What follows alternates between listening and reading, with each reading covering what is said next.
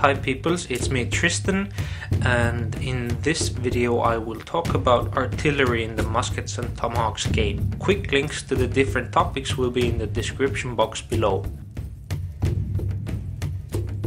If you decide to use the artillery, you must have at least 30 models in your force, not including the crewmen.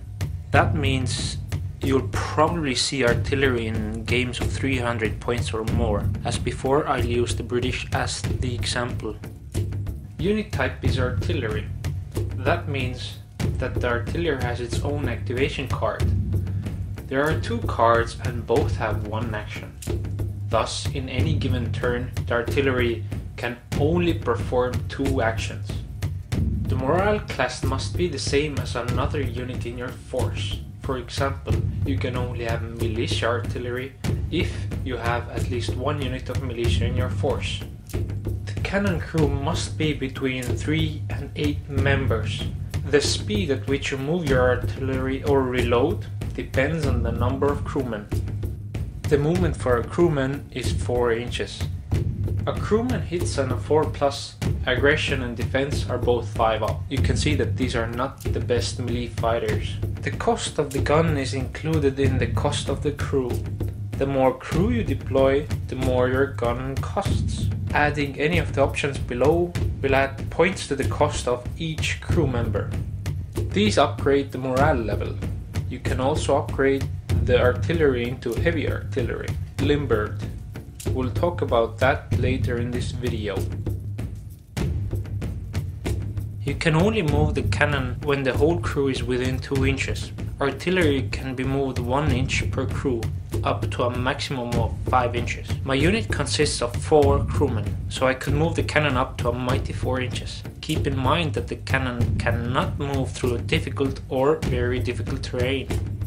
Once limbered, the movement value is 8 inches, as cavalry would have. It takes 1 action to limber or unlimber your cannon, and 2 actions if you have 2 or less crewmen. Keep in mind that your cannon crew cannot charge into a melee. You can only fire when all the crew is within 2 inches and unlimbered. Artillery has a range of 96 inches and a lethality of 3+. Heavy artillery shoot 140 inches and they have a lethality of 2+. You can shoot only straight ahead. Remember, you can pivot on the spot, but you suffer a -1 on the to-hit roll.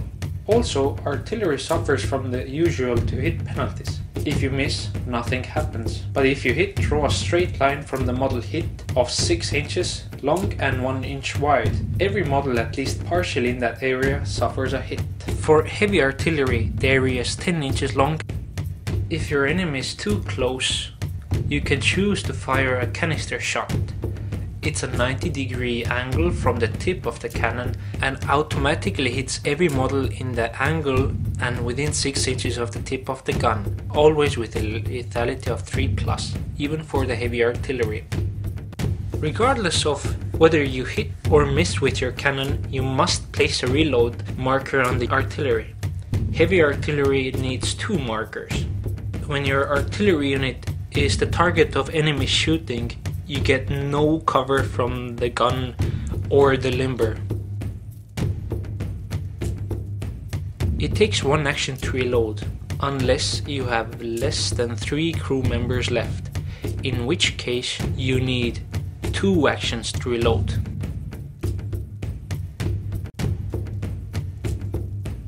If the crew recoils or flees, they leave the gun behind. Any enemy model in base contact with the abandoned gun may spend an action to render it useless for the remainder of the game. Artillery can be used to destroy buildings. When you choose to fire at a building, you hit automatically. Then roll a d6 and see the result on the special chart on page 25 of the rulebook. You can end up destroying the building outright. Any figures in the building, when destroyed, are removed as casualties.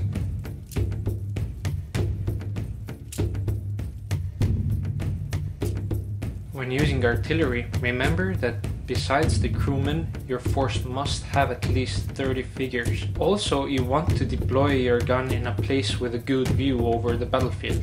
The less you move, the more you are able to shoot because you have only 2 actions per turn. Also consider keeping a small unit of maybe militia as a guard unit for the artillery. You don't want to lose crewmen because it will make reloading longer, and instead of shooting once in a turn you might be shooting once every other turn. But overall the artillery is a very powerful unit and will be a lot of fun to use. My artillery piece is a 3-pounder British artillery from the Pyramid Miniatures American War Independence line.